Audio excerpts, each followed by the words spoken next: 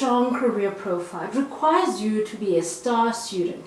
Now, I know that sounds so obvious, right? But let me remind you just how many students seem to forget the reason on why they are in university to begin with. How many stories have you heard of students leaving home to go pursue their studies at university and then returning home without a degree? Like, let's really talk about it. It's a really sad reality. And it's hundreds and thousands of rands down the drain. And that is why your mindset when you are entering those university gates should be the following. Your job is to get a job. University is your vehicle that you can use to become more employable and attractive to prospective employers. Therefore, the marks that you accumulate in your degree is a credible accolade that can be used to accelerate your career further and to build your personal brand.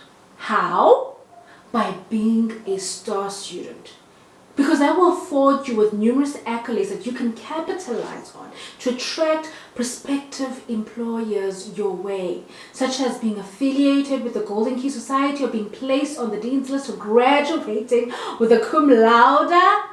These acknowledgements, let me tell you, will do wonders for your personal brand and your CV alone, which can open up amazing bursary opportunities for you because as a high-performing student, you want to be a bursar in a top-performing company, as this will accelerate your career.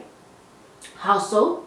Because if you're in a bursary program, 9 out of 10, you do not have to worry about job security after varsity. What do I mean by that? Most bursars who graduate after university are afforded the opportunity to work back their tuition fees in these companies by being employed by them through their graduate programs. Now imagine in your first year at university, having the comfort that you don't have to look for a job after university. That if you do your part in terms of performing well academically, you will have an amazing job waiting for you after you're done with your degree. Being placed in a bursary program should be your primary career goal. And how do you actually get there? Again, by being a star student, by excelling in your studies, because strong academic marks becomes an indicator for your prospective employer that you have great learning potential, which is usually the key competencies that graduate employers utilize to source and to recruit their graduates. The second reason on why you want to be a star student is that you can then get into a postgraduate degree within your field. I cannot reiterate the importance of completing your honors.